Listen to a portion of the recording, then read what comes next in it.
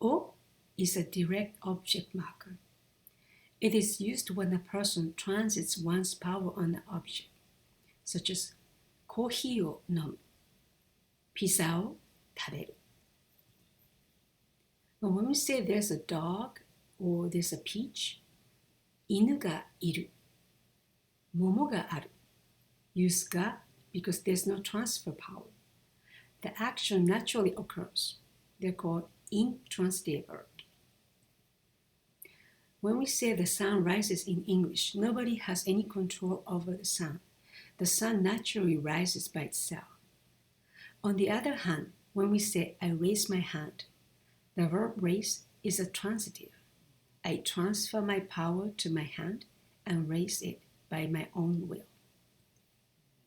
There are many intransitive verbs in Japanese too, besides いる and ある.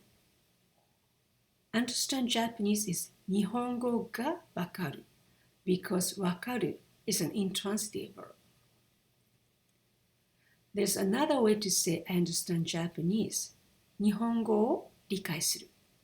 This verb is a transitive verb and it takes an object marker O.